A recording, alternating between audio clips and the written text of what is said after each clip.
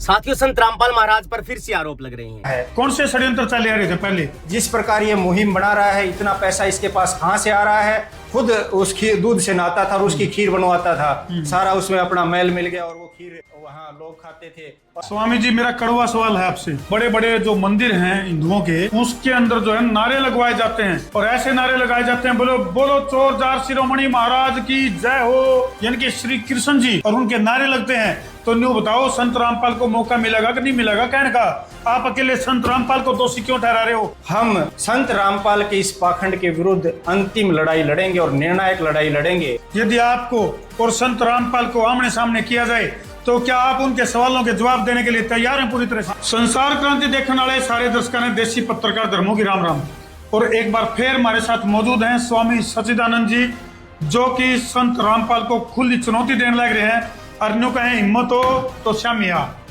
हाँ जी स्वामी जी, राम राम, प्रणाम। तो स्वामी जी न्यू बताओ, जो संत रामपाल है किसाना की किते पाइप देने लग रहा है, किते बाढ़ का पानी काटने लग रहा है, तो आपने दिक्कत की है उससे? हमें व्यक्ति से दिक्कत नहीं है, व्यक्ति द्वारा फैलाए जा रहे भ्रम पाखंड से दिक्कत है। हमारी लड़ाई वैचारिक है जी। और जिस प्रकार उस को ये चेहरा बनाकर, वो पाइपों को, वो मकान जो बना रहे हैं उनको चेहरा बनाकर, पीछे से जो षड्यंत्र जो ये कर रहा है, जो इसके षड्यंत्र पहले चले आ रहे थे, वो षड्यंत्र उन कौन से षड्यंत्र छुपाना चाह रहा था। कौन से षड्यंत्र चले आ रहे थे पहले? आप खामखा आरोप लगाने लग रहे हो। बोले पहले कौन से षड्यंत्र चला दिए? षड्यंत्र आपने देखा 2006 में मीडिया ने वहां दिखाया कि क्या क्या वहां पर पाया गया था, इसके आश्रम में क्या वहां परिस्थितियां थी, किस प्रकार ये खीर खिलाता था, खुद के दूध से नहाया, खाना कोई माड़ी बात है, खुद उस खीर दूध से नहाता था और उसकी खीर बनवाता था, सारा उसमें अपना मैल मिल गया और वो खीर वहाँ लोग खाते थे। और अब सुनने में आया एक पानी की बोतल देता है जिसमें पता नहीं क्या मिला के देता है, वो इसके भक्त जन पीते हैं, वो जब भी पानी पीते हैं तो ऐसी भी। हाँ, तो ये इस प्रकार का जो षड्यंत्र ये कर रहा है, इसके पीछे जो समाज को भ्रम में डाल रहा है, हमारे महापुरुषों पर, हमारे आप पुरुषों पर, ऋषि मुनियों पर जो आक्षेप कर रहा है। और ये तो छोड़ो, सिख धर्म जो हमारे गुरु हैं, जिन्होंने अपना पूरा बलिदान दे दिया, अपने परिवार का बलिदान दे दिया, माता गुजरी देवी और 5 साहिबजादे जिन्होंने जो दीवार में चुने गए, छोटे छोटे 9 वर्ष के 13 वर्ष के 2 साहिबजादे दीवार में चुनवा दिए, जो हमेशा सनातन हिंदू धर्म की रक्षा के लिए, जो सिख धर्म जो हमारे गुरु हमेशा खड़े रहे, उनके ऊपर भी टिप्पणी करने से एक बाज नहीं आया।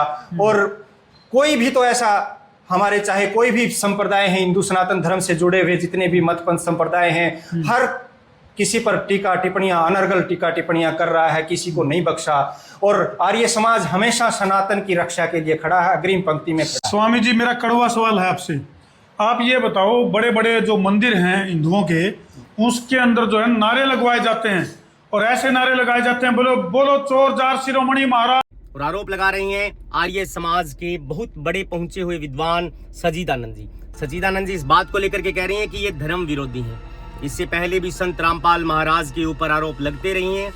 उन्होंने आरोप लगाया है कि ये जो है महाराज संत रामपाल दास 2006 के अंदर जब पुलिस ने छापामारी की, जब इनके अखाड़ों को सीज किया गया, तो ये पता चला, जांच के अंदर आया कि ये जो महाराज हैं ये दूध से नहाते हैं और उसी दूध से नहाने के बाद खीर बना करके भक्तजनों को खिलाते हैं। साथियों, इन्होंने आरोप लगाया, जो सिख समुदाय हमेशा देश की आन बान शान है, जो सिख समुदाय जरूरत पड़ने पर जो है वो आहुति देने के लिए भी तैयार है, चाहे वो किसान आंदोलन हो, चाहे वो किसी भी प्रकार का प्रोटेस्ट हो, या फिर जब भी देश के ऊपर विपदा आई है, चाहे वो बाढ़ हो, उनके धर्म गुरुओं के ऊपर भी, दशमेश गुरु के ऊपर भी इन्होंने आरोप लगाए हैं।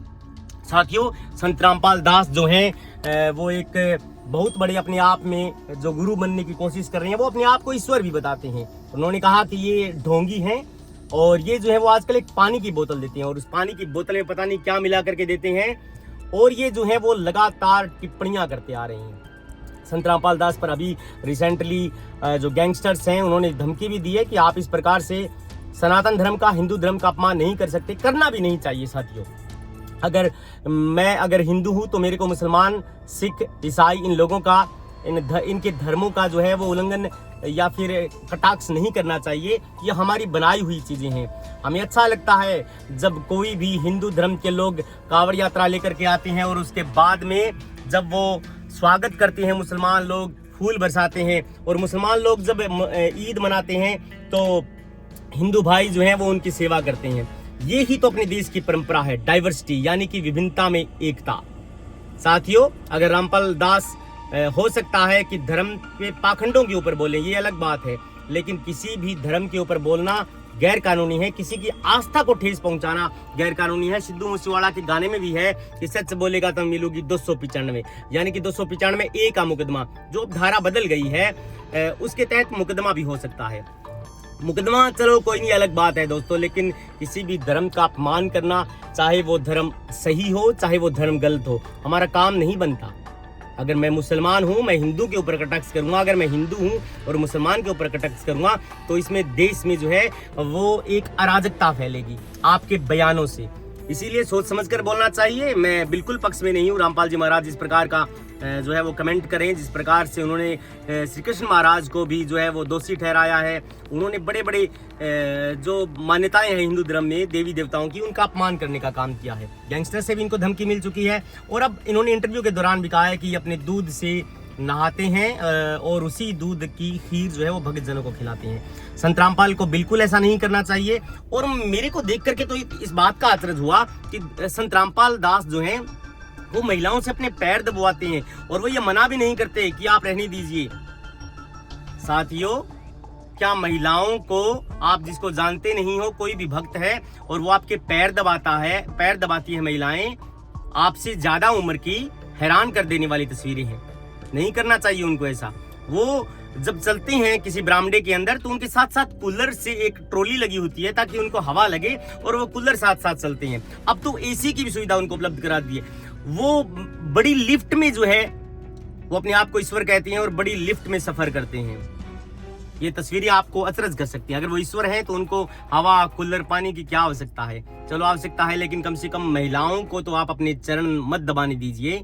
आप आराम से चेयर के ऊपर बैठे हैं और 3-4 महिलाएं आपके चरण जो हैं वो दाब रही हैं, पैर दाब रही हैं, चरण छू रही हैं, वो आपके पैरों पर लिपटी हुई हैं। आपको समझाना चाहिए कि ऐसा मत करिए। अगर आपको लिपटना ही है, आशीर्वाद लेना है, तो अपने बड़े बुजुर्गों के, अपने घर परिवार के लोगों का आशीर्वाद लीजिए।